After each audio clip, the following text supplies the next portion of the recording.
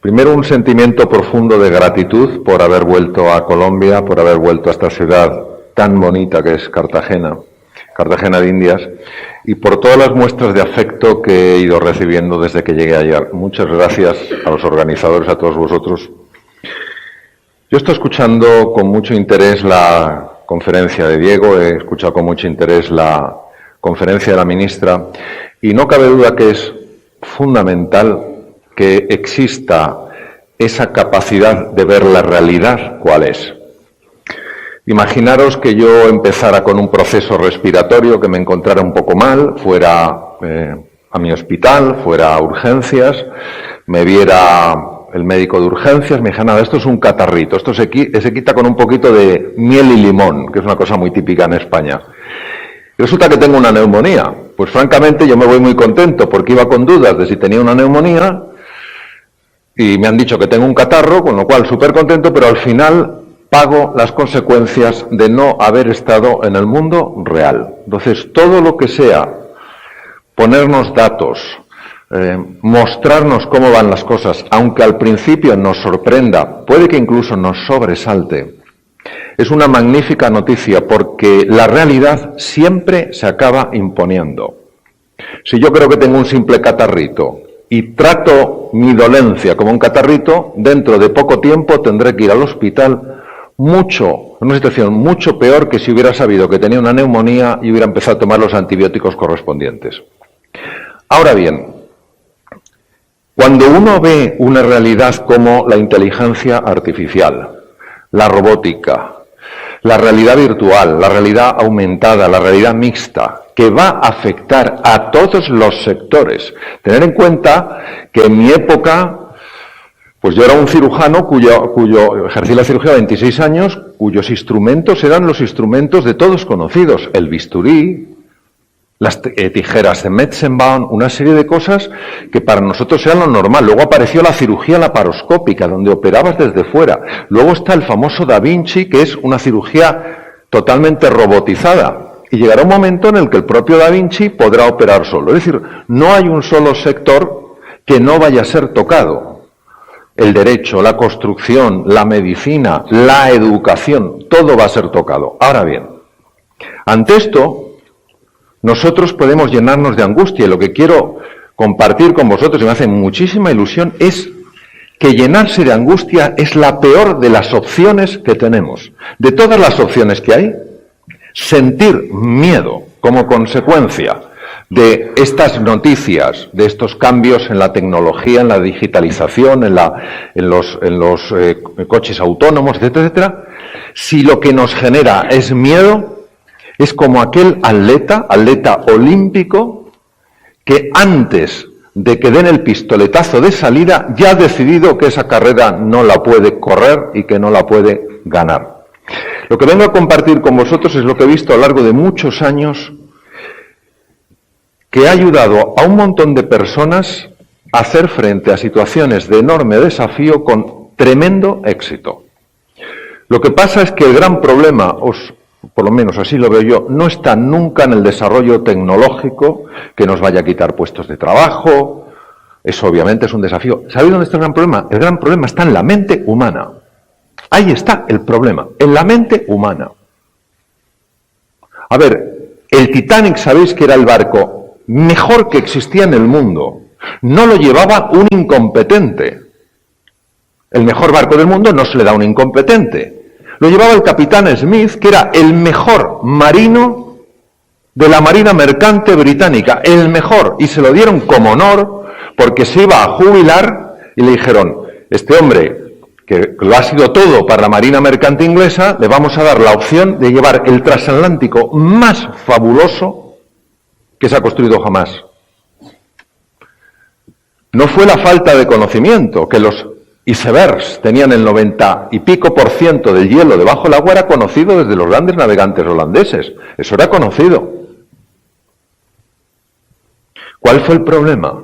¿Por qué se hundió el Titanic? ¿Por qué murieron 1.500 personas en el Atlántico Norte? Por la mente humana. Porque el capitán decidió que ese barco no lo hundía ni Dios. Pero no solo el capitán el que lo pensaba, era el primer oficial, el segundo oficial, era el que llevaba la radio. ¿Os imagináis un barco que apague la radio porque se cansa de recibir noticias de que, claro, le veían porque era un barco de 4 chimeneas enormes, con luces, estaba en plena fiesta, y algunos barcos más pequeños avisaban de que iba a una velocidad suicida en medio de hielos? ¿A quién se le ocurre apagar la radio? Pues la apagaron. Estamos hablando de que nuestro gran desafío no está muchas veces fuera, sino está dentro de nosotros, y que si nosotros, juntos, porque esto no es una tarea de un individuo, juntos somos conscientes del increíble potencial que podemos poner sobre la mesa, entonces veremos la digitalización, los elementos autónomos, como una oportunidad y no como un peligro. Porque cuando revisemos cómo opera el cerebro humano nos daremos cuenta de la tremenda implicación que tiene decidir de entrada que algo que es nuevo, que es diferente, es un problema. Porque entre nosotros, ¿quién no quiere ser feliz? ¿Hay alguno de nosotros que no quiera ser feliz? Todos queremos ser felices. ¿Cómo vamos a ser felices si nos levantamos por la mañana pensando que esta revolución tecnológica que estamos viviendo es nuestro final? Es el se acabó. Porque antes, sabéis, en Estados Unidos se habla mucho de los blue collars y los white collars. El blue collar es una persona que trabaja mucho más con un mono en una fábrica, haciendo una serie de procesos, y el white collar es la persona un poco más de oficina, ¿no? Y claro, los white collars, las personas más de oficina, estaban tranquilos porque la máquina, la tecnología, la robótica iba a quitarle el trabajo a los blue collars. Y así somos a veces de egoístas los seres humanos, que mientras se lo quita el vecino, a mí igual me da. Pero claro, ahora, ¿quiénes están preocupados? También los white collars. No hay nadie que no pueda estar inquieto. Ahora, una cosa es reconocer que estamos ante un desafío importante, y otra, sentirse pequeño, insignificante, mísero ante ese desafío. Eso no lo podemos permitir. Porque si lo que queremos es experimentar la felicidad, es sentirnos bien, es avanzar, es educarnos, es progresar, es evolucionar, la angustia, la ansiedad y la preocupación no son buenos compañeros de viaje. Entonces, lo que vamos a explorar juntos es una serie de posibilidades para transformar el funcionamiento de la mente humana. Para reconocer ese tendón de Aquiles que todos tenemos, yo el primero, y que si no somos conscientes de ese tendón de Aquiles y el daño que nos puede hacer, nos dejaremos arrastrar por esas emociones que lo único que nos dan es sufrimiento. Y no merecemos esto. No estamos en este planeta para sufrir. Ya tendremos todos momentos de dificultad, momentos de incertidumbre, momentos de desafío, momentos de prueba, pero vamos, hacer de nuestra existencia un sufrimiento, y sobre todo un sufrimiento mental, tiene poco sentido. Bien, ¿dónde tenemos el desafío, queridos? El desafío lo tenemos en que esto es completamente, lo que vamos a ver es completamente contraintuitivo, es decir, funcionamos al revés de cómo podríamos funcionar. Y entonces existe una enorme resistencia a lo que supone sacarnos de esa zona, que sabéis que se llama la zona familiar o zona de confort, porque sencillamente no lo vemos. Tal vez alguno de los que estáis aquí fumáis. ¿Cuántas veces os tienen que decir en las cajetillas que fumar mata? Yo creo que tenéis que estar hasta el gorro. Creo que tenéis que estar hasta el gorro. Decir, bueno, ya lo sé, no me lo pongo más veces. Entonces, tenemos que probar nuevos abordajes para conseguir otros resultados. Hablaba la ministra de la importancia de la productividad y también Diego, en su magnífica conferencia, hablaba de la importancia de la productividad. Vais a ver cómo los estados de la mente afectan directamente a la productividad. Porque no se trata de producir cualquier cosa. Se trata de añadir valor con tu producción. De ser creativo, de ser innovador, de sorprender, de generar una nueva experiencia. Pues fijaros, ya escritores de la talla de Molière apuntaban maneras, es decir, ya nos alertaban sobre el peligro que tenemos dentro de la propia mente. Fijaros lo que dice, pues sobre todo a los que estéis un poquito más lejos. No hay nada que la gente, y todos somos gente, porque a mí me hace mucha gracia cuando dicen, es que la gente es envidiosa. O sea, estoy yo y está la gente. Fijaros de qué manera el propio lenguaje nos traiciona y nos hace ver que somos de otro nivel. Nosotros, no, yo no soy envidioso. Yo no tengo celos. ¿Pero qué es eso? Vamos a reconocer las cosas sin ninguna crítica, sin ningún autocastigo, sin ningún flagelarse, sin ningún llenarse de culpa o de vergüenza. Lo reconocemos y decimos, muy bien, reconozco que esto es así y ahora lo voy a cambiar. Pues decía Molière, no hay nada, un libro muy interesante se llama El Tartufo, no hay nada que la gente no pueda ingeniárselas a nosotros para elogiar, reprobar o encontrar una justificación, pero atención, que sea acorde con las propias inclinaciones, juicios y creencias. ¿Quién de vosotros sabe qué parte del cerebro recibe la información visual? Estamos entre amigos, aquí no hay ninguno. ¡Qué barbaridad! Pero eso no es, no. ¿Qué parte del cerebro? Con que me lo señaléis vale. Exacto. Impresionante. El lóbulo occipital. En el lóbulo occipital es donde están las áreas alrededor de la cisura calcarina y ahí se recibe la información, el movimiento, los colores, las formas, la luz. Por eso las lesiones en el lóbulo occipital afectan directamente a la visión. Bien. De 100 datos que llegan al cerebro y que construyen mi percepción, de esos datos, ¿entendéis lo que quiere decir la percepción? O sea, lo que yo veo. Digamos, imaginaos, está lo que hay y lo que yo veo. De lo que yo veo, ¿qué porcentaje pensáis que es información que viene del lóbulo occipital, que es de donde viene la visión? ¿Qué porcentaje? ¿Se entiende la pregunta o hasta hora de la tarde es un poco... ¿Se entiende la pregunta? ¿Qué porcentaje? El 10, teniendo en cuenta que la única zona del cerebro a la que llega información visual es el lóbulo occipital, que solo sea un 10% lo que yo utilizo de esa información para construir mi imagen visual, es un poco pequeño, no digo que esté mal, es un poco pequeño. No, 90% haber dicho, ¿verdad? 100%, sea lógico. Esto parece una subasta, ¿eh? Que nada más.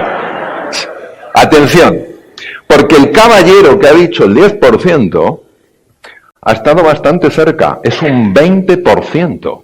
Y entonces uno se pregunta, vamos a ver, esto no lo entiendo, Mario, vamos a ver. Si tú dices que toda la información visual entra en el lóbulo occipital, la parte de la cabeza, ¿cómo es posible que en la construcción de la realidad que yo veo, solo el 20% dependa del elemento visual? Porque el 80% depende de mi experiencia, de mis creencias y de mis emociones. ¿Qué os parece? Por eso, ante la misma realidad, dos personas ven algo radicalmente distinto. Pues claro, nosotros no podemos cambiar lo que entra por el lóbulo occipital, pero sí podemos cambiar lo que entra por otros lados del cerebro. No porque vayamos a hacer ninguna operación neuroquirúrgica a nadie, sino porque la mente es capaz de cambiar la física del cerebro. Y eso lo sabemos ya de forma incuestionable en ciencia. Entonces vamos a explorar esto. Claro, en esta vida lo más fácil es ver de qué cojea la otra persona. Es decir, qué fácil es ver lo que esa persona hace mal, lo que tendría que hacer bien. Es que es muy fácil, si es que lo sabemos por experiencia. Pero qué difícil es mirarse hacia uno y decir, ¿qué puedo hacer yo? Es decir, no cabe duda que aquí estén representados personas con un impacto enorme en el desarrollo de un país tan extraordinario como Colombia.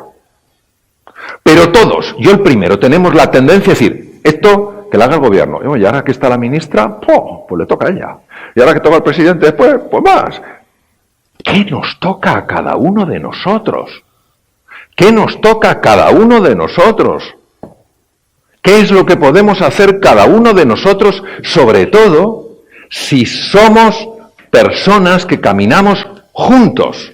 Y eso es lo que vamos a ver, no desde un lenguaje azucarado, hombre, porque nos vamos a abrazar todos, nos vamos a creer mucho en el proceso. No, vamos a ver cómo nuestro cerebro es un cerebro social. No se puede entender la evolución del ser humano si no se entiende que es el animal racional, social por excelencia. Somos seres de encuentro. Y esto nos diferencia mucho de la máquina. Precisamente en los momentos de la tremenda digitalización que vivimos y la automatización, lo que tenemos que entender es qué nos hace radicalmente humanos. ¿Cuál es nuestra diferencia? Porque esto no es competir con la máquina, es ver cómo podemos colaborar con la máquina colaborar con nosotros para mejorar la productividad, la ilusión, el desempeño, etc. Es lo que vamos a explorar. Aquí no hay que creerse nada. Lo que podemos es con mirada curiosa e interesada observar cómo van las cosas. Vamos a ver. Como esto es difícil transmitirlo con palabras, vamos a hacer una serie de juegos visuales para que entendamos cómo opera la mente humana. Vamos a ver, ¿qué veis por aquí? Es decir, yo me voy a poner aquí. ¿Qué es esto? ¿Alguien puede decirme lo que es? ¿Un río? ¿Qué más veis? Un barco, etcétera, etcétera. Bien, ¿de qué os estáis dando cuenta? Oigo por ahí, de cosas. Cuando alguien nos contesta así en España decimos, ¿eres gallego? Pues el gallego no sabe si va, si viene y tal cual, ¿no? Pero le haces una pregunta y te contesta otra. ¿De qué os estáis dando cuenta, queridos? ¿No os estáis dando cuenta de que hay algo que está tapado? Esto significa saber que no sé. Sé que no sé lo que está tapado. ¿Estamos de acuerdo? ¿Qué pasaría si la mente humana no nos permitiera darnos cuenta de eso? Es decir, no nos diéramos cuenta de que no nos estamos dando cuenta. Os voy a explicar de una forma clara. La mente humana no tolera un solo hueco de información. Imaginaros. Vas por la calle, te encuentras con un amigo, a ver, no mi amigo, le haces así, hola, y pasa de largo. ¿Qué información hemos tenido? La información es que no nos ha contestado. ¿Pensáis que la mente se queda solo con eso? Oh, la mente empieza a funcionar. ¡Ah! Si yo sabía. Si es un desgraciado. Si es de los que no contesta. Recuerdo, por cierto, ahora, hace 12 años, que también me encontré con él y no me contestó. ¿Os dais cuenta cómo nos enreda?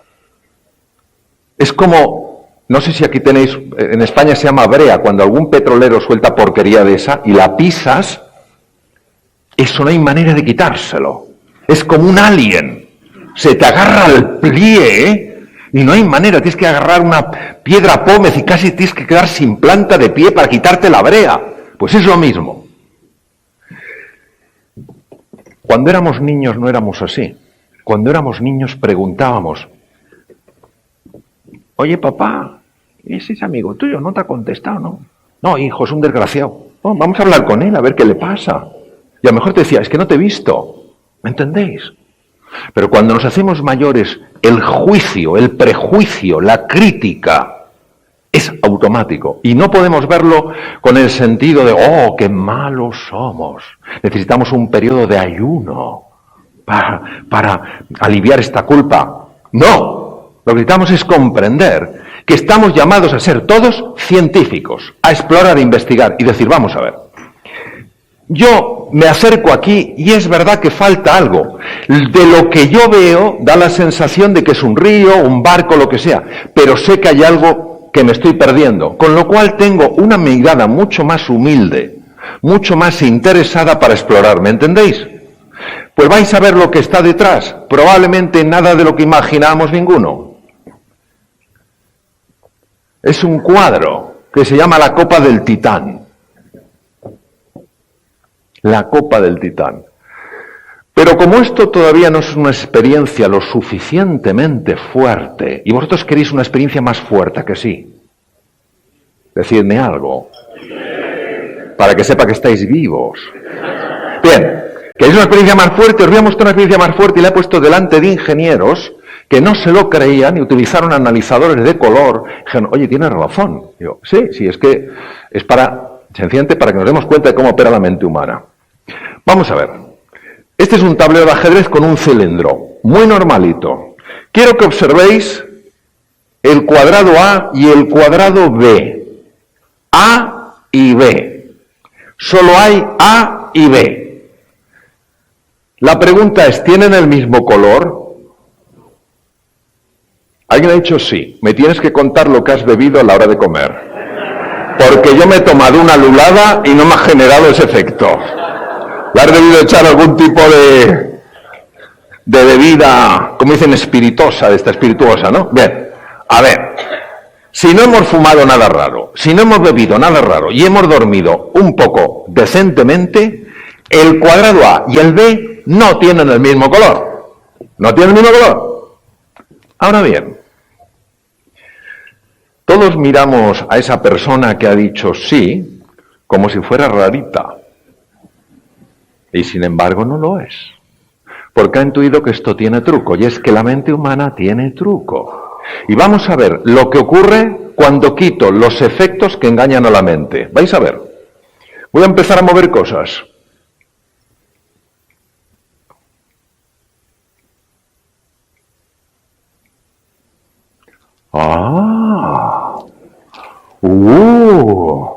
Claro, esto yo se lo hice delante de un grupo de ingenieros y casi se amotinan. Dice, eso tiene truco. No tiene truco. Es que el cilindro y la sombra generan una serie de cosas que engañan al cerebro para que el cerebro se crea que son dos colores distintos. Os voy a poner otro, también sorprendente, no tanto pero curioso.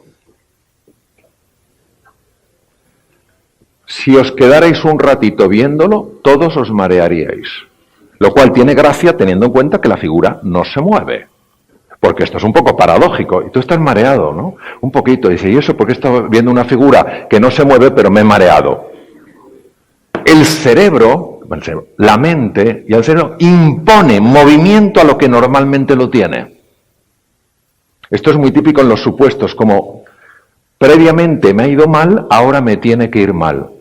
¿Por qué? ¿Por qué? No, es que me ha ido mal. Es que en el pasado me fue mal. Oye, es que esa niña es una monada. Acércate. No, me fue mal en el pasado con las mujeres. Damas que estáis aquí, ¿cuánto valoráis la insistencia que no el agobio? ¿Alguno de los caballeros que tenéis novia o estáis casados y mujeres igual, ha sido parte de la insistencia que te ha permitido reconocer en la otra persona dimensiones que antes no veías, que no es lo mismo la insistencia que el agobio. Bien, pues lo que quiero es que entendamos que la mente humana es nuestro gran desafío, porque si pensamos que nuestro gran desafío es exclusivamente las tecnologías digitales y toda la robotización, y no atendemos al juego interno, vais a ver el impacto que tiene en el cerebro, y eso es lo que tenemos que saber gestionar. Una de las competencias de las que hablaba Diego y que se está hablando a nivel mundial en las mejores universidades del mundo es la capacidad de la autogestión. Tuve la suerte hace un mes de estar en Oxford, en un evento hablando de este tema, y había 3 o 4 premios Nobel que hablaban de que las capacidades emocionales y de autogestión eran absolutamente claves hoy en día, junto con las capacidades tecnológicas, aprender un poco cómo interpretar datos, etcétera. Bien. Hay un libro muy interesante que lo escribió un coreano que se llama Shang King, que habla de una estrategia que es la estrategia del océano azul. Yo voy a utilizar el concepto, pero de una forma radicalmente distinta. Shang King habla de océano rojo y océano azul. ¿Qué diferencia veis entre los dos océanos? Observarlo. Aparte del color. Hay menos barcos en el azul. De hecho, en el azul hay un barco y el rojo está, en España diríamos, petado de barcos. ¿Qué quiere decir? Lo que ellos quieren decir es que para triunfar, para mejorar la productividad, para tener más impacto, tienes que conseguir convertirte en un océano azul. En el océano rojo las personas se pelean por 4 migajas. Los barcos ahí apretados, intentando tener un poquito más de agua. En el océano azul, la competencia la dejas irrelevante. Lo que nosotros vamos a ver es qué elementos de la mente humana pueden hacer que os mováis en un océano azul. Porque si no gestionas la mente, no puedes gestionar lo que hay fuera. Y eso es lo que vamos a ver. Pero tener en cuenta que nuestro desafío es que nuestra mente es de océano rojo. Vamos a ver, ¿cómo te llamas tú? Carolina. Carolina, ¿te gustan los pasteles? ¿Cuál es tu pastel preferido? ¿El chocolate? Chocolate. Chocolate. Bien, quiero que pienses en tu pastel preferido. ¿Tú crees que hay gente golosa aquí a tu alrededor?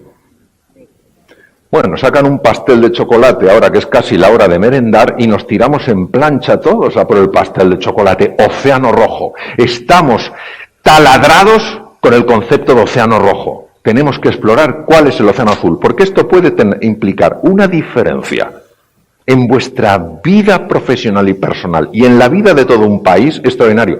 Pero tenemos que entender lo que es contraintuitivo para la mente humana, que es que si hay un pastel de chocolate y a ti te encanta, digas, es mío, yo lo vi.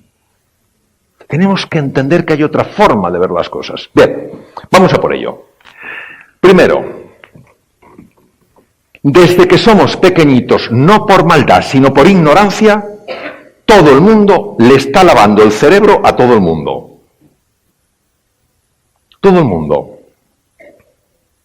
Por ejemplo, en Japón es muy difícil que alguien te pueda decir no. ¿Por qué no te dicen no en Japón? Porque desde pequeñito le han dicho nunca se dice no. Y una vez es que te lo digan una vez y otra vez que te lo digan durante muchos años, muchas veces. Entonces todos tenemos ese condicionamiento propio de nuestra ignorancia más que de nuestra maldad. Y ese condicionamiento mental afecta directamente a cómo vemos la realidad. A cómo vemos la realidad. La mente condicionada. Entonces, hemos de encontrar un sistema que sea práctico, que lo podamos aterrizar, que lo podamos utilizar, aunque sea contraintuitivo, es decir, aunque sea distinto a lo que hemos visto, que nos pueda generar un espacio de oportunidad que ahora se nos está escapando. De tal manera que ante la transformación digital, la robótica, la realidad virtual, la realidad mixta, la realidad aumentada, digamos, sí, nosotros podemos, este es un pedazo de país, somos un pedazo de seres humanos y vamos a hacerlo.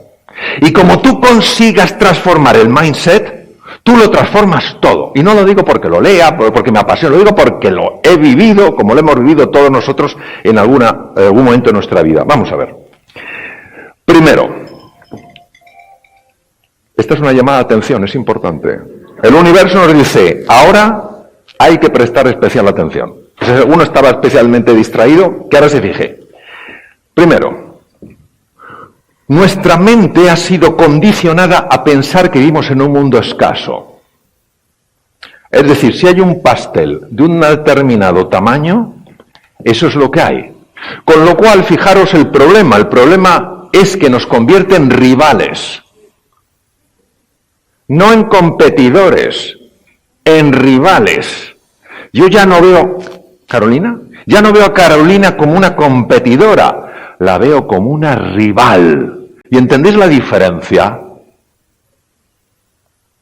Cuando tú compites, eso es sano. Cuando ya hay rivalidad, ahí saltan chispas. Bien. ¿Qué pasaría si todo el universo estuviera construido en la abundancia, pero nosotros lo empequeñecemos? ¿Qué pasaría si Carolina y yo, en lugar de tener esa mentalidad de escasez, tuviéramos una mentalidad de abundancia y dijéramos, oye, a los dos nos gusta el pastel de chocolate, tenemos un montón de amigos? ¿Hay por aquí en este hotel, que es fantástico, alguna cocina? Ah, pues sí, hay varias cocinas. Y tienen harina, y tienen chocolate, y tienen azúcar. ¿Y hay alguien que sepa hacer este pastel? Ah, pues sí. Y entonces hacemos pastel para todos.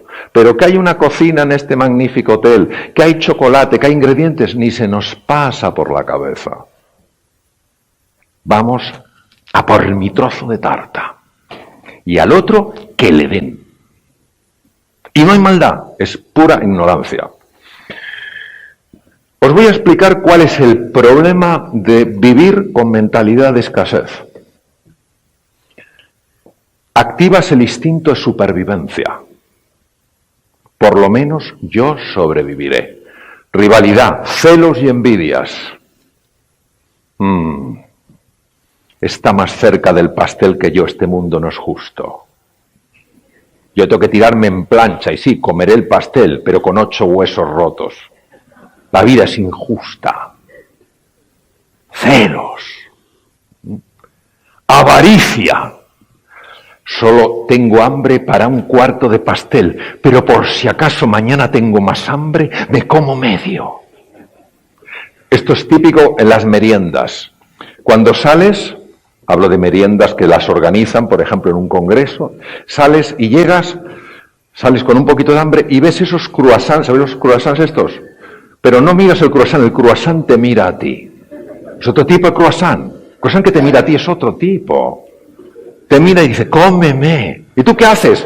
Pues claro, te dejas llevar por la tentación. Te comes uno, ya estás lleno, pero no es suficiente. Porque otros también han visto los croissants.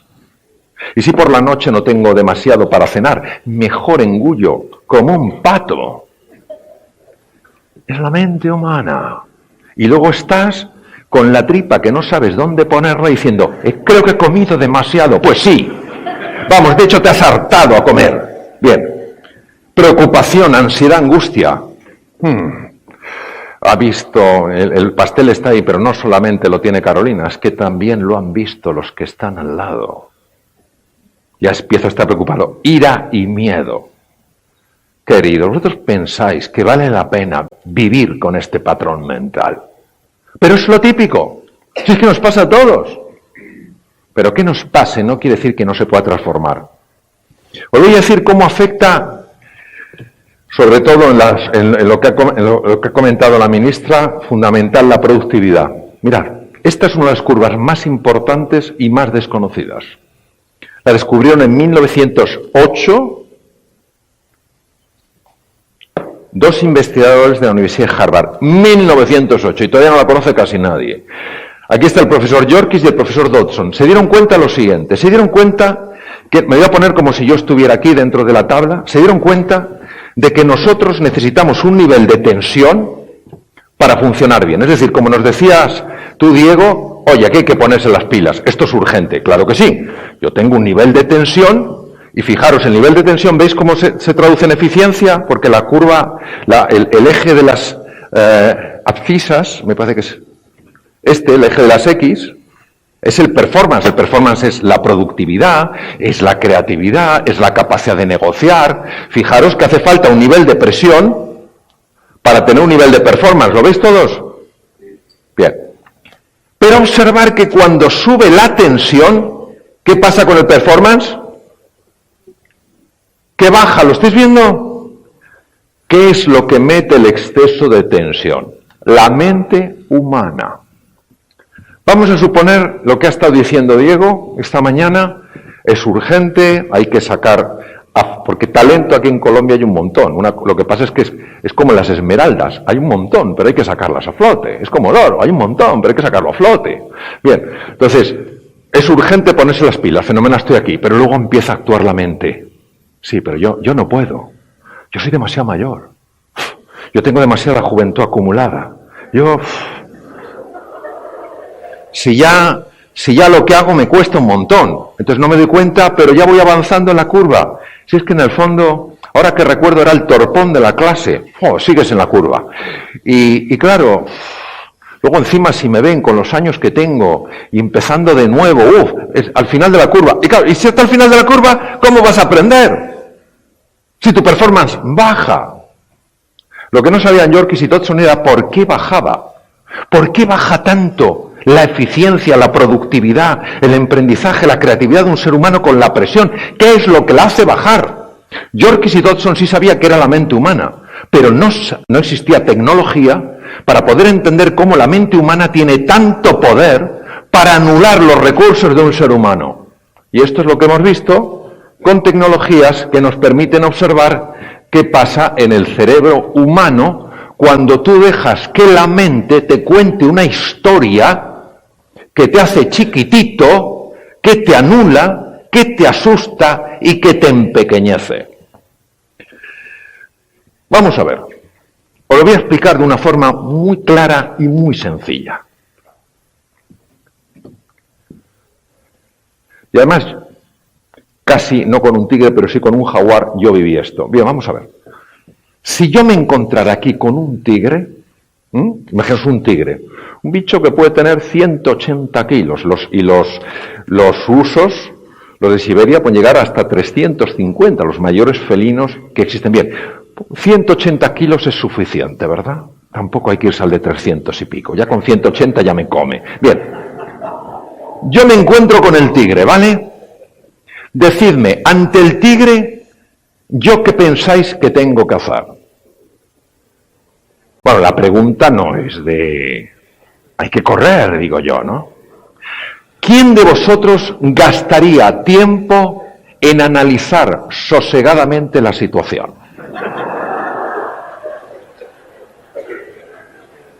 ¿Qué opciones tengo? Ninguna. Ya te lo digo, ya tienes ninguna. Segunda, ¿quién de vosotros gastaría algo de tiempo en buscar, cuando tienes el tigre ahí, buscar algo de tipo creativo?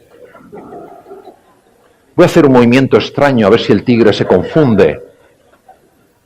¿Quién de vosotros invertiría algo de tiempo en negociar con el tigre? Bien, a correr que toca. Esto está claro, ¿verdad? Bien.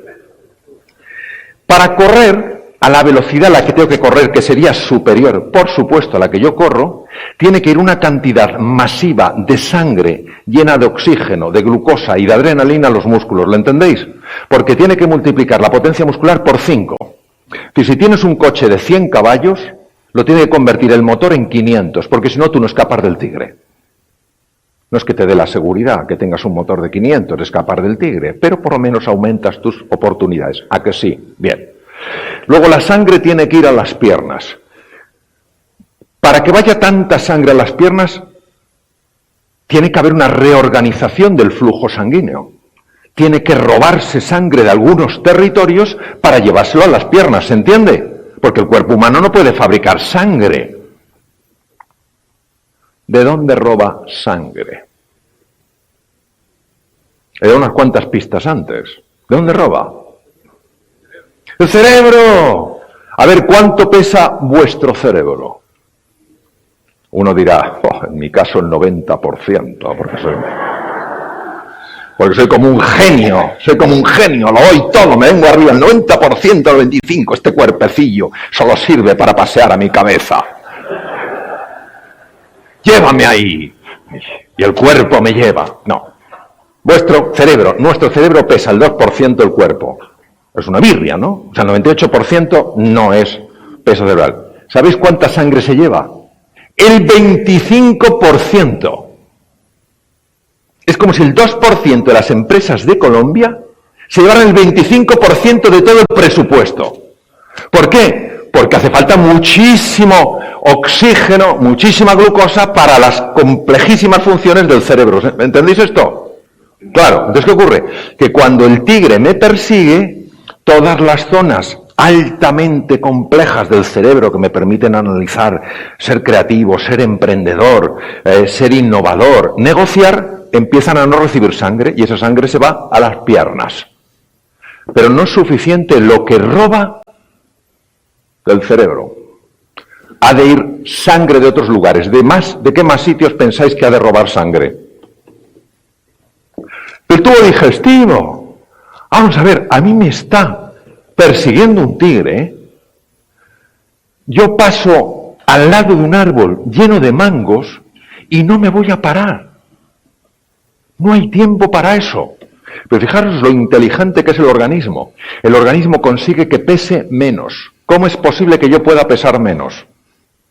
Es importante que pese menos porque la misma potencia, menos peso, voy más rápido, ¿sí o no? ¿Sabéis lo que hace un órgano que está en el cerebro que os presentaré? Lo que hace es que algunas personas, ante la presencia del depredador, tengan un despeño diarreico. Dos ventajas. 1, pesas menos. 2, si tienes suerte, el tigre se resbala. Ventaja añadida. Ventaja añadida. Bien. Entonces, ya tenemos menos sangre en la cabeza, menos sangre en el tubo digestivo, incluso un despeño de récord. Claro, el tubo digestivo, una vez que el colon ha desplomado y te ha quitado peso y vas más ligero, el tubo digestivo se paraliza porque no es momento para comer. Pero además tiene que robar de más sitios. ¿De dónde pensáis que roba? ¿De dónde? ¿De la vejiga? La verdad es que el órgano es un poco extraño, pero la vejiga es que es un reservorio. Entonces la vejiga lo que pasa es que se contrae, haces eso y todavía pesas menos. Es un buen tema. ¿De dónde más pensáis que roba? El corazón no puede robar porque el corazón está bombeando la presa. Muy bien, roba de la piel. ¿Y de dónde más? Los pulmones no puede, porque los pulmones están intercambiando oxígeno a toda velocidad por CO2. ¿Dónde roba? De la piel, ya lo he dicho. Sí, el hígado produce una contracción porque mete sangre en el torrente circulatorio y el vaso igual. ¿Pero de dónde más roba? De los riñones, es verdad, va menos sangre, con lo cual hay menos producción de orina. ¿De dónde más roba? El corazón no puede, porque el corazón está bombeando. No me insistáis en el corazón, que no, que el corazón no. No sé por qué queréis que el corazón bombee menos. No, que me zampa el tigre, el corazón tiene que darle. Del aparato reproductor. Porque hay que ser muy optimista si te persigue un tigre para pensar en eso. En una ocasión, vosotros sabéis que en España hay distintas regiones y en el País Vasco son como muy, yo les quiero mucho, son como muy así como, pues eso el chiste, ¿no? Uno que va en helicóptero por encima de la ciudad de Bilbao y le pregunta el piloto, ¿es su primera vez que va por encima, ¿de dónde es usted? Y dice, yo soy de Bilbao. Dice, ¿y si es de Bilbao, para qué quiere ver la ciudad? Dice, para ver cómo se ve sin mí. Pues un poco, entonces yo estaba dando una conferencia en Bilbao y estaba con un auditorio bastante grande y eran como un auditorio y había un señor a mi izquierda que me miraba rarísimo toda la conferencia, todo el rato me miraba así. Digo, ¿qué le pasará? Y cuando digo lo del tigre y que el tigre te roba sangre del territorio genital, porque no es momento, tiene que llevarlo todo a la musculatura. Recuerdo que me miró, pero con toda la cara del mundo. Me dice, a mí, ni en un momento así, me roba sangre de ahí. Yo dije, este es un campeón. Hay que hacer una colecta para hacerle una escultura. Dije, me gustaría traer un tigre pequeñito, ponérselo dentro y luego le regalaría un microscopio para que se encuentre el instrumento. Y luego vemos lo que nos dice la realidad. Y diréis, bueno, Mario, ¿pero esto qué tiene que ver con nosotros? Todo. ¿Por qué este núcleo que veis aquí, en los lóbulos temporales del cerebro en color rojo, se llama la amígdala? Que no son estas. Porque en una ocasión se me olvidó decirlo en un curso pequeñito, había una persona que empieza a ponerse súper pálida, yo no había traído un cerebro, a veces llevo un cerebro, fotos y tal, empecé a hablar de la amígdala y el tío empieza a ponerse súper pálido. Y le digo, ¿qué le pasa a este hombre? Me acerco y digo, oye, ¿qué te pasa? Y me mira y me dice, estoy entendiendo toda mi vida y ya no tiene remedio, es que me las quitaron de pequeño. Entonces, la amígdala, que viene del griego almendra, es el centro que detecta el peligro, el tigre, y organiza el cambio del riego en todo el organismo para que la sangre se derive del tubo digestivo, a través de un sistema complejísimo, del tubo digestivo a la musculatura, del sistema genital a la musculatura. Lo único que preserva, del cerebro, por supuesto, a la musculatura. ¿Qué nos pasa? Pues ahora entendemos a Yorkis y Dodson. El cerebro humano está preparado para hacer frente a la amenaza y la mente le dice, no es un tigre, pero es la tecnología digital, como si fuera un tigre. Es igual de mala. Y los robots. Ya no es un tigre y el león juntos. ¿Qué pasa? Que el cerebro se lo cree, empieza a subir la presión y baja directamente tu eficiencia. Por eso toda la transformación no es una llamada a reaccionar en base al miedo, sino a responder en base a la ilusión, que es una energía radicalmente distinta. Esto es lo que hemos visto, que ocurre utilizando cámaras muy sofisticadas, que se llama resonancia funcional magnética, afecta a la toma de decisiones, a la atención, a la comprensión y a la creatividad por falta de riego prefrontal. Y por eso en las escuelas, cuando un niño, una niña, se sienten amenazados, que no es que nadie les vaya a pegar, se sienten amenazados porque son ridiculizados, etcétera, etcétera, su performance que han picado. Es que el niño no aprende, no se entera. Pregunte si el niño, la niña, se sienten seguros, si se sienten apoyados, si se sienten comprendidos, si se sienten valorados, si solo le importa la cantidad de conocimientos que son capaces de absorber, no lo podrán procesar ni digerir porque su zona frontal, sobre todo la parte anterior del cerebro, no está completamente operativa. Esto es lo que ocurre, es como si metiéramos el cerebro en un bote de conservas, menor capacidad de análisis, decisiones poco acertadas, dificultad para concentrarse, dificultad para aprender y falta de creatividad. ¿Vosotros pensáis que eso es lo que tenemos que hacer delante de una revolución tecnológica? Cuando lo que necesitamos es creatividad, emprendizaje, capacidad de aprender, capacidad de análisis, procesamiento de los datos. Y todo está en la mente humana. Bien, seguimos. Pero es que esto afecta a la salud y a mí como médico me importa mucho que lo sepáis. La Universidad de Harvard es la pionera en el mundo estudiando esto. El 80% de las consultas a médicos generales en el mundo occidental son debidas a la activación de la amígdala porque la persona vive asustada. ¿Y cómo es posible? Pues porque ante el tigre se tiene que activar un sistema que se llama sistema nervioso simpático, que es el que debe mandar la sangre a los miembros, tiene que cortar el tema digestivo, tiene que cortar el tema reproductor, porque es lo que toca. Lo que toca es correr, y cuanto más deprisa, mejor. Pero hay otro sistema que se llama el parasimpático, que es el que cuida de las células, que cuida de la salud, que no puede recibir la energía porque todos los recursos van al sistema nervioso simpático. ¿Me entendéis?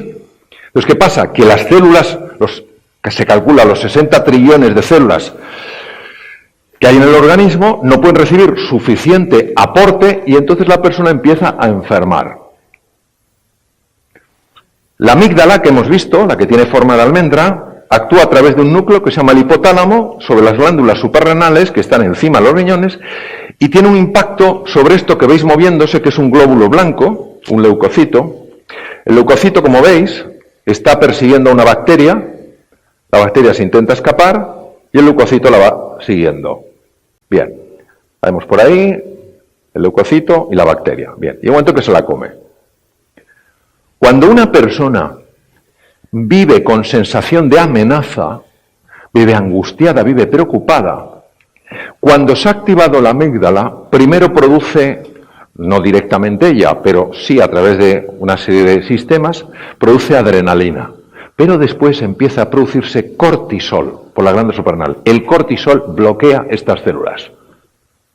Afecta al sistema inmune. Por eso, muchas personas, ante el miedo a no poderse adaptar, el miedo a perder sus trabajos, en lugar de ver la oportunidad de aprender cosas nuevas, que lo veremos, etcétera, etcétera, empiezan a enfermar. Y se toman, o sea, enganchan catarros, gripes con mucha más facilidad. No tiene sentido. Y esto en medicina, en 6 años de carrera nadie me habló de esto, ¿eh? Bueno, el tubo digestivo.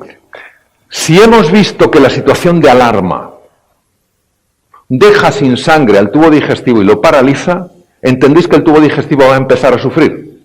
Y empieza a producirse una rotura dentro de las uniones de las células por las que empiezan a meterse bacterias y producen procesos inflamatorios que se están viendo cada vez con más frecuencia y que están, por ejemplo, relacionados con algunas enfermedades complejas.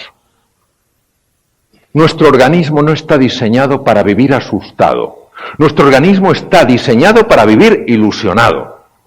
Lo que pasa es que la mente es capaz de dar la vuelta a la partida y hacer que vivamos asustados. Los cromosomas. ¿Quién hubiera imaginado que esto tenía impacto hasta nivel del cromosoma?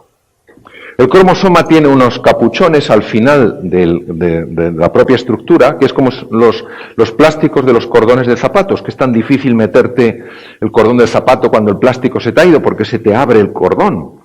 Pues lo que veis aquí se llaman telómeros, que viene de telos griego, lo que está al final, es lo que hace que el cromosoma, cuando la célula se divide, no se deteriore. Porque si el cromosoma se deteriora más de la cuenta, la célula no se puede dividir y envejece. Bien. En el 2009, Elisa Blackburn gana el Premio Nobel de Medicina, es Medicina o Fisiología de Medicina, por descubrir, junto con un equipo del Caltech en Pasadena, en California, una enzima, una sustancia química, que es la telomerasa, que la veis ahí girando, y que es la que se encarga de reparar los telómeros cuando la célula envejece. Es decir, es una hormona que te ayuda a mantenerte joven. Vamos a ver, si a mí me está persiguiendo un tigre, ¿qué importancia le daría el organismo a mantenerme joven? La pregunta no es muy complicada. ¡Cero! Porque con que viva un día más, ya es para celebrarlo. No voy a pensar si vivo un año, 20 más. El sistema parasimpático, el que se anula ante el miedo, es el que protege y el que favorece la liberación de telomerasa. El ser humano está hecho por naturaleza para hacer frente a los desafíos con serenidad, con confianza y con entusiasmo, no con miedo. Pero la mente es capaz de girar la ecuación, cambiarla y entonces sufrimos y lo pasamos mal. Bien. Esto está pasando muchísimo a nivel social y en las empresas. Ante la revolución digital, ante la robotización y lo que puede suponer, sensación de impotencia. Lo que os he dicho, yo soy muy mayor. Tendencia al aislamiento. ¿Por qué?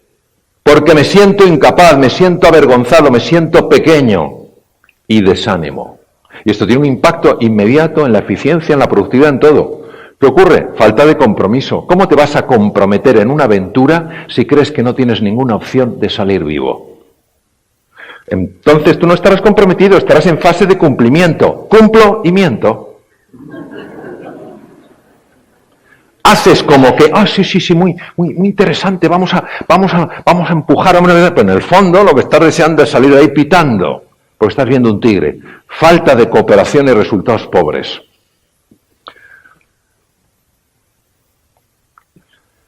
Esto es importantísimo que lo conozcáis. Cuando la mente humana activa la amígdala, ¿os acordáis esos núcleos? Activa la amígdala, empiezas a ver a los demás de una forma distinta. Acordaros, el 20% es información visual, el 80% la genera el cerebro. Y empiezas a ver en los demás lo que no te gusta, lo que desagrada, lo feo, lo incómodo. Cuando un ser humano tiene cosas feas y cosas hermosas, pero cuando se activa la amígdala, solo vemos esto. Anda que no nos habrá pasado a todos en los momentos de tensión, ver a nuestra mujer que es un cañón y decir, pero qué fea que está. Y las mujeres viendo a sus maridos, que son tipos apolíneos, y decir, vaya tripa que ha echado. Se ha pasado toda la noche bebiendo cerveza. Pobrecillo, ¿no? Pero es que es así. Cuando te atrapa la amígdala, el único que no se ha dado cuenta de que estás atrapado por la amígdala eres tú. Todo el mundo lo ve. ¿Qué te pasa? Nada. ¿Por qué? No, te veo un poco raro. ¿Yo? ¿En qué te basas? No, en nada. Nos pasa a todos. Bien. Conflicto, colusión. Entonces, siguiente tema. O sea, si nos abrimos a que este es un mundo abundante, desde la cooperación, de que no solo hay un pastel por el que tenemos que pelearnos, sino que hay una cocina, si miramos, investigamos con ingredientes, azúcar, chocolate maravilloso, de todo, entonces ya estamos en otra onda, en océano azul mental. Pero la siguiente es clave. ¿Vivimos en un mundo hostil o un mundo benévolo? No sabéis la importancia que tiene esta pregunta. Hay seres humanos llenos de dignidad, como todo ser humano está lleno de dignidad, en su interior más profundo, que se levantan por la mañana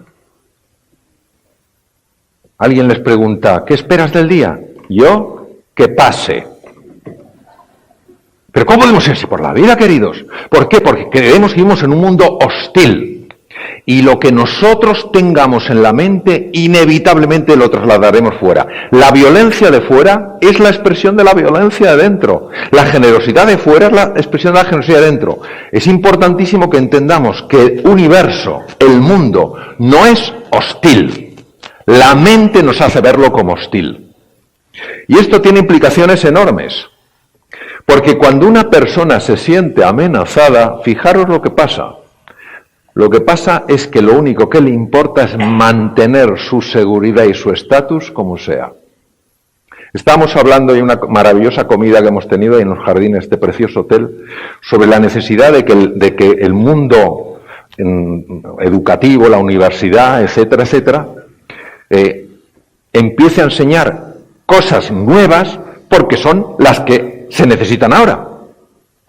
Y la resistencia que se encuentra en poderlo aplicar, pero no en el mundo universitario, en cualquier parte. ¿Por qué? Porque me están sacando de lo que yo domino. Este es mi estatus, es mi cortijo. A mí no me mueve nadie. Mantenimiento del estatus. Y luego la pertenencia al grupo. Si yo ya no soy el eje de todo, el grupo me admitirá, el grupo me acogerá, el grupo me incorporará. Son cosas muy humanas, pero muy limitantes. Muy limitantes.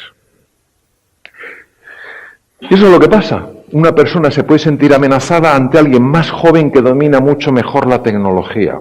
Puede sentirse amenazado ante una persona que te da una idea que a ti no se te ha ocurrido. Es humano, no pasa nada por experimentarlo. Sí pasa por no querer reconocerlo o por no querer cambiarlo. Ahí sí tiene consecuencias. Sin embargo, si nosotros pensamos que el universo no solo es abundante, sino que es un universo no hostil, sino un universo lleno de sabiduría, entonces empezamos a enfocarnos en esto, en el reto. Esto es un reto para todos nosotros, incluso para los que están construyendo las nuevas tecnologías. Las tecnologías digitales ya no son nuevas. El reto, la mejora constante. Oye, es que yo no quiero cambiar, pero por lo menos a lo mejor puedes evolucionar. Y cuando empiezas poquito a poco a evolucionar, ya estás cambiando.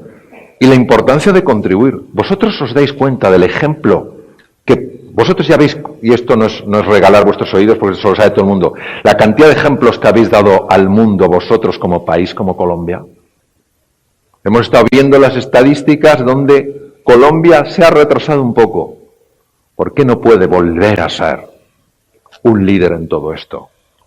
Ser un ejemplo de cómo verdaderamente se lo toma en serio, empieza a aflorar ese talento, a modernizar sus temas, a cooperar cada vez más. ¿Por qué no? ¿Por qué no?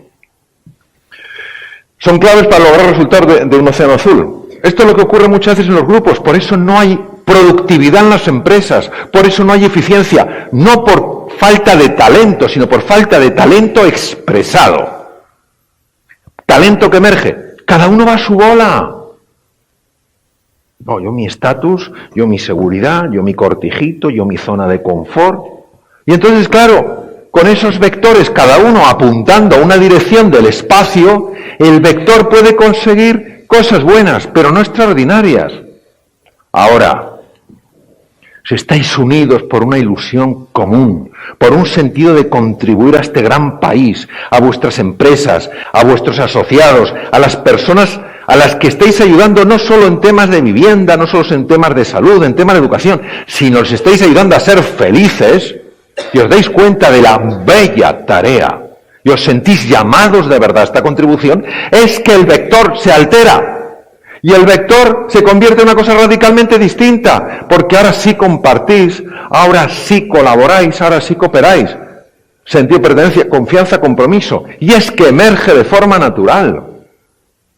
Si es que nadie os va a dar la solución, si es que la tenéis dentro, lo que hay que hacer es que tiene que emerger, tiene que aflorar, y eso solo emerge cuando se ponen las condiciones adecuadas.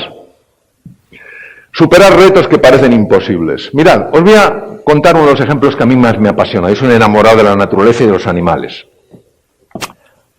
Lo que veis ahí parecen unos simples pingüinillos, ¿no? ¡Pah! Hay tantos. No. No son pingüinos normales. Son los pingüinos emperadores de la Antártida. Y bueno, ¿y qué? No. La Antártida es el lugar más frío del mundo, mucho más que el Polo Norte. El problema del Polo Norte son los osos polares, que te huelen a kilómetros, y por eso hay que ir con rifle. Y el problema del Polo Norte es la orientación, porque el Polo Norte es puro hielo, se mueve y pierdes orientación. La Antártica tiene hielo y tierra, y una zona muy pequeñita de osos polares. ¿Por qué son tan relevantes los pingüinos emperadores? Porque en la Antártica se han alcanzado temperaturas de 84 grados bajo cero. Yo experimenté en los Alpes de 20 grados bajo cero, se me caía una lágrima y se convertía en un cristal. Nunca he visto nada igual, ¿eh? 80 bajo cero, que con el viento austral, la sensación es de menos 100.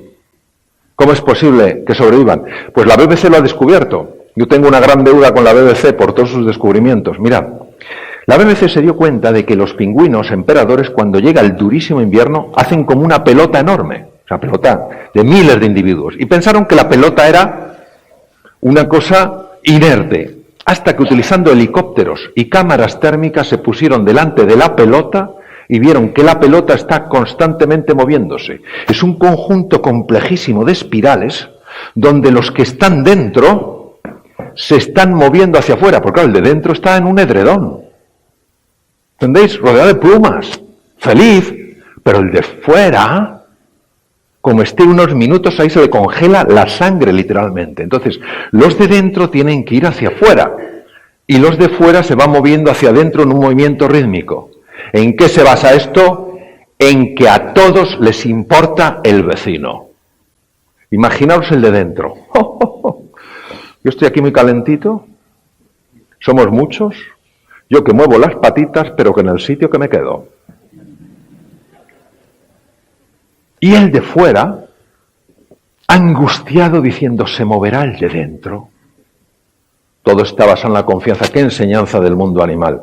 Pero voy a poner otra cosa preciosa, también de la BBC. Esto fue una investigación que hizo la BBC en Kenia. La BBC manda investigadores durante muchos años para ver si consiguen sacar un documental espectacular de algún animal. En este caso, del guepardo o chita, el animal más rápido que hay en el mundo. Para que os hagáis una idea, un guepardo pasa de 0 a 80 en 3,4 segundos. Equivale a un Ferrari Modena de 340, creo que son 340 caballos. Vais a ver lo brutal que es el ataque de un guepardo, aunque lo conozcáis, pero lo recordamos. Vamos a un poquito de sonido, please. Bueno, déjalo sin sonido. No pasa nada. De todas maneras, muchas gracias. No pasa nada. Bien, vais a ver lo rápido que es. Mira, 0 a 80. El 80% del tiempo va en el aire. Solo toca un 20% el suelo. Impresionante, ¿no? Ahora, lo que estáis viendo es la gacela de Thompson. Es el alimento del guepardo. El guepardo es un animal que caza de forma individual, aunque vive en comunidad. Caza de forma individual, a diferencia de las leonas que cazan en packs. Bien. Esta es la historia de unos investigadores de la BBC que localizaron una guepardo hembra que estaba embarazada, que estaba esperando crías, dio a luz 3 machos y les fue enseñando a cazar. Bueno, como se pasa mucho tiempo, los investigadores observaban, y los guepardos se hicieron mayores y la madre les enseñó a cazar. Y ellos cazaban sus gacelas de Thompson. Cada uno cazaba su gacela de Thompson cuando la conseguía enganchar, la pillaba. Pero entonces sucedió algo extrañísimo. Las gacelas de Thompson empezaron a desaparecer de ese territorio. La BBC no descubrió por qué. Esto es rarísimo porque estas gacelas de ese territorio jamás emigran. Y de repente los guepardos se quedaron sin comida. Entonces yo os pregunto a vosotros, imaginaos que fuerais guepardos y os hubierais quedado sin comida, porque ya no está vuestra comida. ¿Qué haríais?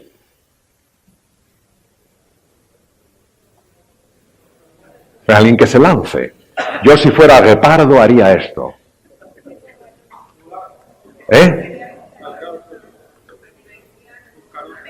Buscar otra presa. Muy bien.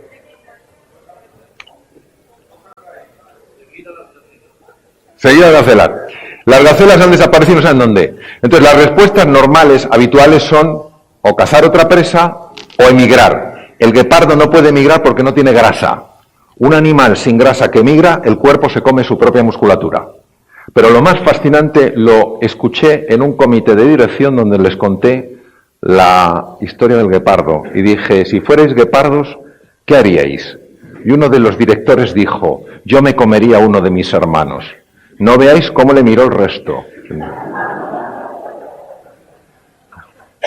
Vaya individuo que tenemos aquí. Lo primero que se le ocurre es zamparse. Entonces, salió tan del inconsciente. Madre mía. Bueno, entonces, como los guepardos saben instintivamente que no pueden emigrar, se dedican a cazar otra presa. Pero la única presa que encuentran es esta. Es una cebra.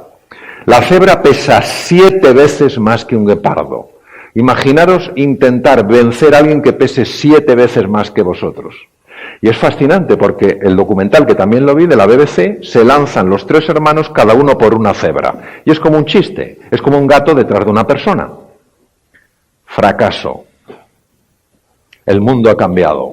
¿Qué se dedican a hacer los guepardos? A enfadarse contra el mundo, la naturaleza, estas desgraciadas gacelas de Thompson, porque se han ido, se tenían que quedar aquí para que yo me las comiera.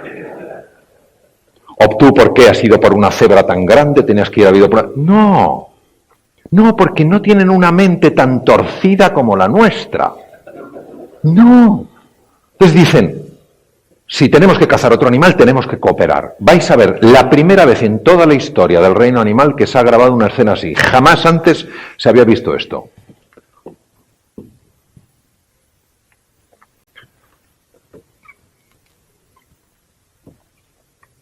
Bueno, tiene sonido, pero es igual. Los tres hermanos van a cazar juntos. Y van a cazar un animal sumamente peligroso. Lo sé porque yo tuve que atender un ataque de ese animal. Es un avestruz. La avestruz te da con la pata y te abre como... te abre en canal. Mirad.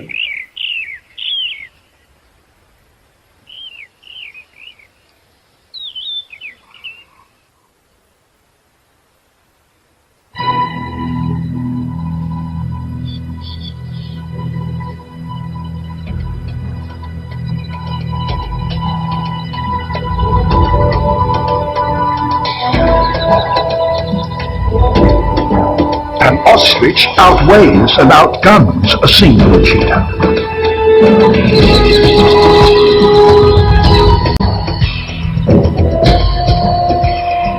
This time there's only one target. And all 3 cheetahs are onto it.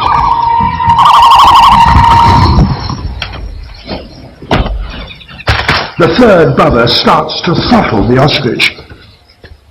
Even off its feet, it's still dangerous. Bueno, ya lo he visto. Bien, vamos a ver. ¿Os imagináis que semejante reto, que para ellos sería como para nosotros la transformación digital, para ellos es, ellos vivían de acuerdo a las gacelas, su mundo ha cambiado, ¿os imagináis que hubieran caído en una depresión? Que un guepardo le dijera al otro, ¿qué hacemos? Y dice, no sé, yo estoy deprimido. Pregunta al otro, que cree, por cierto, que está peor todavía que yo. ¿Os imagináis eso? ¿Os imagináis que la primera vez que tratan de cazar otro animal, que es la cebra, porque fracasaron, dijeran, yo no lo intento más, ¿por qué? Porque he fracasado. ¿Cuántas veces? Una. Con una tengo de sobra. Siguen. Y luego es precioso, porque fijaros que de los 3 guepardos hay uno que es el más rápido.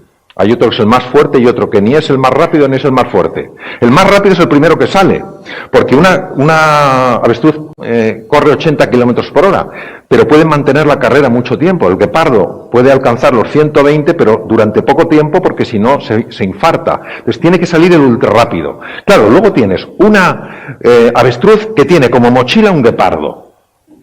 ¿Quién le intercepta? El más fuerte. Y el pobre tercero que queda, que ni es ni el más fuerte ni el más rápido, va ahí diciendo, a ver en lo que puedo ayudar. Es el que inmoviliza en el cuello al avestruz. ¿Os imagináis que esto lo hubieran convertido en un juego de Lego? Y el más fuerte hubiera dicho, vamos a ver, queridos. Vamos a ver. Aquí, ¿quién es el más fuerte? Pues tú, pues ya está, soy más fuerte, salgo el primero. No lo hubieran conseguido. Si lo que las tecnologías digitales nos están ofreciendo como increíble oportunidad es la posibilidad de cooperar, de colaborar, de aflorar este talento, de ayudarnos. A ti que se te da bien esto, a ti que en lugar de echarnos la bronca, de criticarnos, oh mira, tú no corres lo suficiente, sí, pero resulta que es muy fuerte y tú no tanto. Ah, tú ni corres ni eres fuerte, sí, pero resulta que es el que inmoviliza al avestruz. No tienes al tercero y no comes avestruz. La pregunta es, ¿cuál será la siguiente presa? Ahora pueden ir a por quien quieran. Bien. ¿Cómo se genera este nivel de cooperación? Yo os voy a contar una experiencia que tuve cuando trabajaba de cirujano en Estados Unidos, porque yo no he visto nada igual en mi vida y nos puede ayudar mucho para entender lo que es el liderazgo de verdad. Lo que es entender esto como una oportunidad donde todos vamos juntos. Este es un hospital donde yo ejercí la cirugía como fellow en cirugía. Pertenece al grupo de la Universidad de Harvard, se llama Beth Israel Deaconess. Y es un hospital donde los cirujanos éramos responsables, junto con los anestesistas, de la unidad de cuidados intensivos quirúrgica. Y los enfermos con enormes cirugías no iban a rehabilitación anestésica, sino que iban a la SICU, la unidad de cuidados intensivos quirúrgica, donde los cirujanos y los anestesistas les cuidábamos hasta que estaban bien y iban a la planta. Y en el piso 12 del hospital estaba la nuestra, la SICU, estaba la médica y estaba la unidad coronaria. A la unidad médica iban aquellas personas muy enfermas y que necesitaban asistencia muy controlada, pero que no necesitaban ningún tipo de cirugía ni habían sufrido ningún tipo de intervención quirúrgica. Y a la unidad coronaria iban los enfermos con patologías cardíacas, inestables, arritmias raras, etc. Cuando yo era uno de los responsables de la unidad de cuidados intensivos quirúrgicos, leí algo en esta revista. Este es el periódico probablemente más prestigioso del mundo en medicina, el New England Journal of Medicine. Es muy pequeñito, pero es súper reconocido porque lo elaboran todos los hospitales de la costa este de los Estados Unidos. Y este journal, este periódico médico, que es muy técnico, tremendamente técnico, tenía dos secciones especiales que eran la sección de mi hospital y la sección del Hospital General de Massachusetts, que pertenece también a la misma universidad, porque los dos hospitales éramos los que recibíamos las situaciones en adulto más complicadas. Y entonces empecé a leer algo que todavía lo recuerdo porque es estremecedor. La unidad Berenson, en la unidad de cuidados, unidad de urgencia, ingresa un adolescente, no recuerdo la edad, creo que eran unos 16, 17 años, un adolescente en shock, delirando, diciendo cosas raras, con un fiebrón. La madre explica un poco lo que ha pasado, que no viene al cuento. El chico, la infección, le ven en urgencia y dice, este chico está gravísimo. Inmediatamente a la UBI. Y lo llevan a la UBI. Y está tan grave que según llega le tienen que intubar. Porque tiene una gasometría, o sea, el oxígeno está por los suelos. Le tienen que intubar, poner ventilación asistida y, claro, como está con un fiebrón temblando, obviamente es de cajón, sabes que ahí hay un bicho que ha entrado en la sangre, es una septicemia. Entonces, ¿qué se hace ante una septicemia? Pues una vez que has hecho el soporte básico, tú sacas unos cultivos de sangre, los mandas al laboratorio antes de poner antibiótico para ver si pillas al bicho, porque en cuanto pongas antibiótico, enmascaras el bicho, ¿me entendéis? Entonces le hacen los hemocultivos, los mandan con la ilusión, la esperanza de que encuentren el bicho. Bueno, el chico, una vez que han sacado la sangre, le ponen antibióticos de amplio espectro para cargarse el mayor número de bacterias que pueda haber, y el chico empieza a fallarle el corazón. Entonces le ponen un catéter, se llama Swan-Ganz, para controlar el gasto cardíaco, y ya tienes dos órganos que necesitan apoyo externo, corazón y pulmón. Pero entonces llega una buena noticia, que es buena parcialmente, que es que han pillado el bicho. Pasan los días, el chico está así, entre más o menos mantenido, y han enganchado el bicho. Y el bicho es este. El bicho es una bacteria muy agresiva que se llama Borrelia. Pero claro, ya te puedes imaginar que con semejante infección y semejante alteración de los órganos vitales, la bacteria no iba a ser una bacteria bonachona. Bueno, entonces dicen, la borrelia estupendo, porque tenemos antibiótico específico para la borrelia. Le ponen el antibiótico y el chico efectivamente empieza a mejorar. Ellos se ilusionan, pum, pum, pum, pum, no saben de dónde ha venido la borrelia, pero el caso es que la borrelia está en la sangre y de repente se para y empieza a caer. ¿Pero qué pasa? ¿Qué pasa? ¿Qué pasa? Vamos a buscar focos de borrelia, no encontraban nada, este hospital tenía tecnología, pero toda. No encuentran nada, el chico tal, y empieza a fallarle el riñón. O te han fallado tres órganos, ojo, porque es una situación ya casi irreversible. Los catedráticos de mi universidad, cuando iban al hospital, eso era... Aquí tenéis en Colombia el doctor House. Sí. Cuando va un catedrático de esta universidad a uno de los hospitales, es como si fuera el doctor House.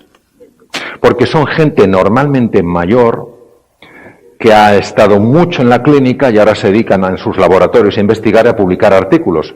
El mío, el profesor Silent, era un hombre que estaba mucho en clínica, pero era una excepción. Bueno, el catedrático de medicina interna sabe de este chico y quiere ir a verle al hospital. Y entonces la voz se corre de que viene este fuera de serie de la medicina a interesarse por un chico que está ingresado en la UBI médica. Estas noticias se corren como la pólvora y todo el que puede sube y se hace como un corrillo donde el profesor va visitando y claro, hay perlas de sabiduría, ¿me entendéis? Y todo el mundo va enganchando las perlas que puede. Bien. Entonces, en ese grupo de personas que se pusieron al lado del catedrático iban, por supuesto, el jefe de la UBI, el encargado directo del chico, un internista, varios jefes de servicio, algunos residentes que estaban haciendo su especialidad en el hospital Beth Israel, entonces ahora es Beth Israel Licones, iba un interno. ¿Quién es un interno? Un interno es una joven, que ha terminado su carrera de medicina y rota durante un año en un hospital bueno con la ilusión de que se fijen en él o en ella y le contraten. ¿Me entendéis? Como si fuera un becario en una empresa.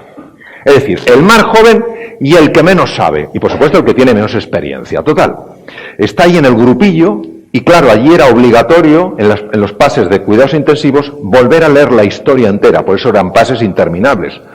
¿Por qué se lee la historia entera? Por si se te ha escapado algo. Entonces, como hay más personas, tú oyes la historia y dices, oye, ¿y le habéis hecho tal prueba? Ah, pues no se me había ocurrido.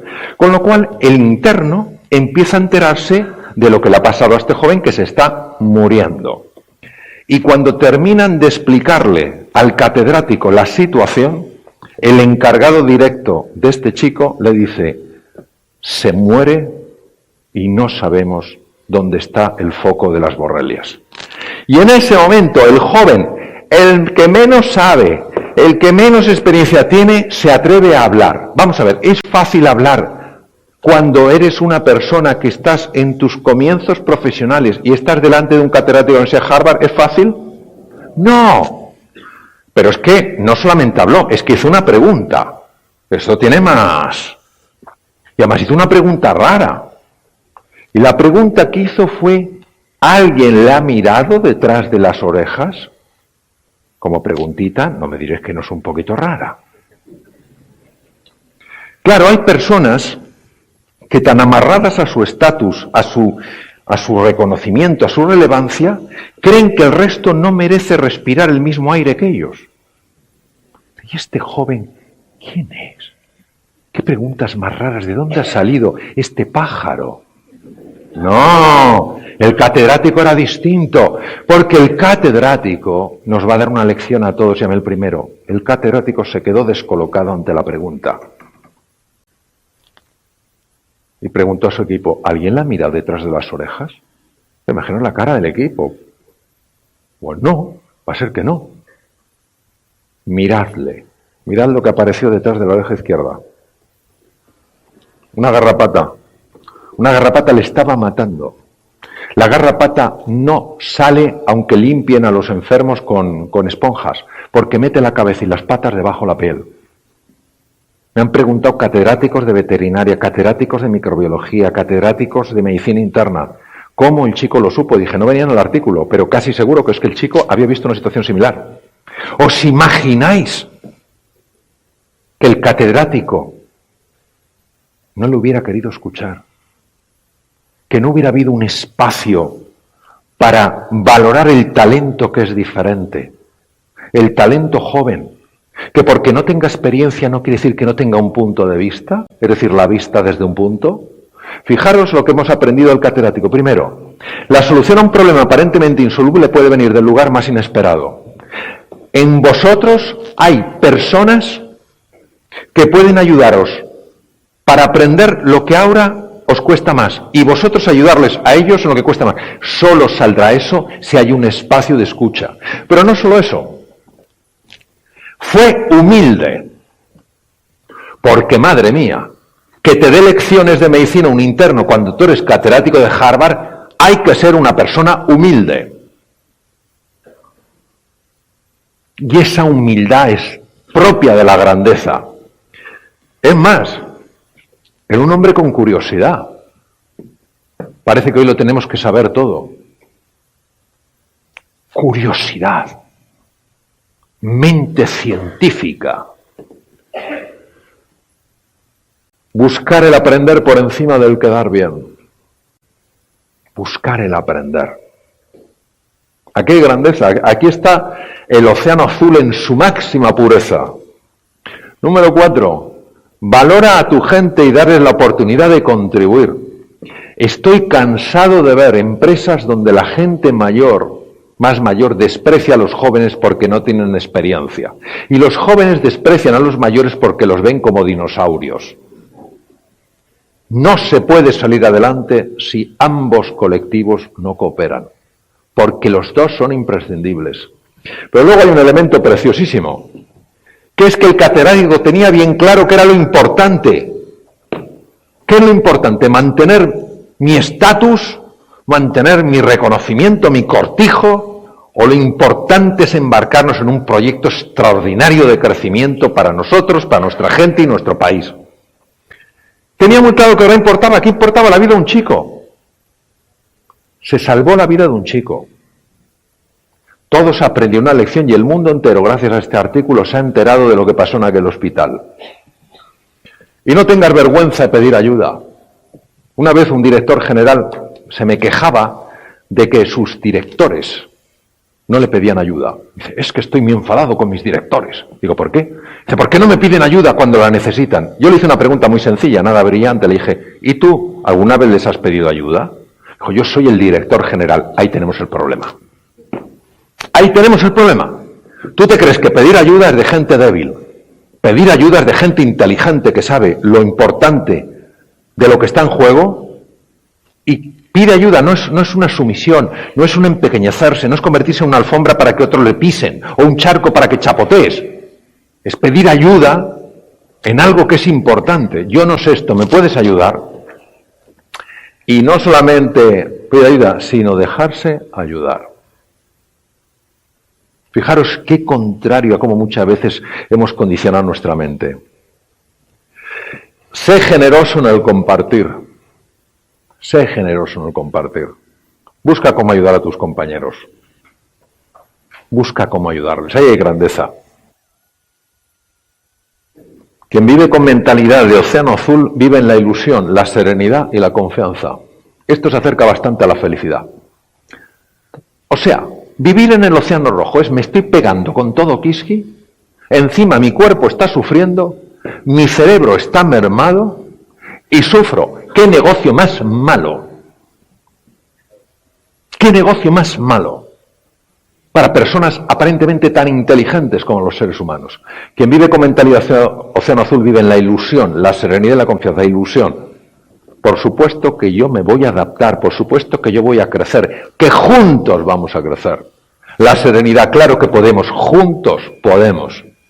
Y la confianza, hay un enorme talento, y lo sabéis. Hay un enorme talento en esta sala, un enorme talento en este país.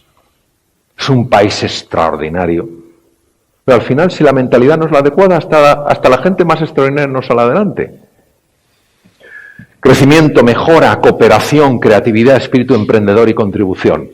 Y entonces te pasas al lado distinto de la curva, es decir, reconoces el desafío, inteligencia artificial, robótica, realidades virtuales, realidades aumentadas, realidades combinadas, etcétera, pero no entras aquí. Entonces estás despierto, atento, potente, no asustado, empequeñecido, arrugado. Y lo fascinante es que esto, ya Cajal, la persona más citada unas 500 veces al año en los journals de neurociencias, y eso que murió en 1934, Cajal ya hablaba de este concepto, no se podía demostrar en su época, neuroplasticidad, cuando un ser humano vive con alegría, vive con ilusión, vive con confianza, forma nuevas neuronas. Por eso escribió Reinventarse, porque la gente tenía que entender, los seres humanos teníamos que entender, que nunca es tarde para aprender, nunca es tarde para empezar, nunca es tarde para reconectar con tu grandeza. A veces lo cuento, y alguno me lo ha comentado que le hizo mucha gracia, lo que me pasó. Yo aprecio muchísimo a cantidad de profesores que he tenido y tuve profesores magníficos en psicología médica en la facultad cuando tenía 19 años, pero tuve una profesora, claro, no existía investigación en aquella época, que recuerdo que dijo en una clase, a los 7 años la personalidad está totalmente hecha, ya no puedes cambiar. Yo tenía 19. Entonces, claro, esperé a que acabara la clase, me acerco y digo, profesora, quiero hablar con usted porque me parece que ha hecho una cosa un poco categórica. Y era una mujer un poco, a ver, ¿qué he dicho? Digo, ha dicho usted que a los 7 años la personalidad está totalmente hecha, que no se puede cambiar. Dice, eso he dicho exactamente. Digo, oiga, es que yo tengo 19 años y quiero cambiar muchas cosas de mi vida. Me miró y me dijo, es tarde. Pues imagináis que ahora que tengo 62 años me hubiera quedado con mentalidad de 7. Dice, oye, ¿por qué estás así tan retrasadito? Digo, porque es que me lo creí. Me creí que a los 7 no se podía cambiar. Entonces, está súper demostrado que se puede cambiar, que se puede reinventar el cerebro, es un cerebro plástico, pero no si uno vive asustado. Porque el cortisol que se libera ante la huida del tigre mata las neuronas que se tienen que generar. Las mata. Porque ya os podéis imaginar que perseguido por el tigre, lo último que me importa es hacer más sesitos. Por si le gustan al tigre. No, se paraliza la formación de nuevas células. Decir sí al reto produce mejoras, produce nuevas conexiones descubiertas por Cajal. Decir sí al reto hace que células madre en el cerebro, incluso del adulto, no paran nunca el proceso, células madre se conviertan en nuevas neuronas. Trabajar con pasión en un proyecto desafiante es la clave de la reinvención. Trabajar con pasión, no con miedo, no con angustia, no con sensación de impotencia, sino con pasión, con convicción. Tú empiezas a transformar eso y vaya que si te adaptas. Vaya que si te adaptas. ¿Cómo no te vas a adaptar si tienes todos los recursos internos para adaptarte? Helen Keller. Helen Keller se quedó ciega, muda y sorda cuando era una niña pequeña. Tenía 16 meses de edad. La dieron por imposible. El mundo había cambiado. No veía, no oía.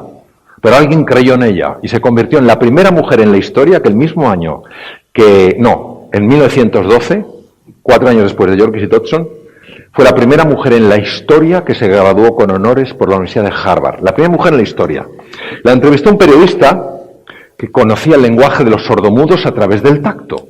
Y le dijo, señorita Keller, porque claro, ya no podía ver, ¿hay algo peor en esta vida que ser ciego? Y ella le contestó, sí señor, es peor poder ver y no tener una visión, porque su fe en el futuro es su fuerza en el presente. Entonces, que nadie nos robe, sobre todo que la mente no nos robe una ilusión por un futuro extraordinario. Te voy a terminar leyéndose una cosa que no es mía, es de una persona que se llama Blas Campos, sobre cómo pasar de un océano oscuro, rojo, a un océano azul. Se llama Asamblea en la Carpintería. Cuentan que hubo un tiempo en el que algunas personas eran capaces de entender el lenguaje de los animales y de los objetos. Fue entonces cuando un desconocido escuchó la extraña asamblea en la carpintería. Las herramientas habían decidido reunirse para arreglar sus diferencias. El martillo ocupó presto la presidencia, pero la asamblea le notificó rauda que debía renunciar a ese puesto. La causa: se pasaba el tiempo golpeando y además hacía demasiado ruido. El martillo aceptó el reproche, pero pidió que también se le llamara la atención a la garlopa, que hacía todo su trabajo en la superficie, nunca profundizaba en nada. La garlopa aceptó a su vez, pero pidió que expulsaran los tornillos. Adujo que había que darles muchas vueltas para que al final sirvieran para algo. Los tornillos aceptaron si también se expulsaba el papel de lija. Argumentaban que era muy áspero en su trato y que siempre tenía fricciones con los demás. Y el papel de lija estuvo de acuerdo a condición de que le acompañase en la expulsión el metro. El metro se pasaba todo el tiempo midiendo a los demás como si fuera el único perfecto. En ese momento entró el carpintero, se puso el delantal y se colocó ante el banco para iniciar su trabajo. Utilizó el martillo, la garlopa, el papel de lija, el metro, los tornillos. Finalmente, unas toscas maderas se transformaron en un hermoso mueble. Cuando el carpintero finalizó su jornada y la carpintería quedó nuevamente en silencio, la asamblea reanudó su deliberación.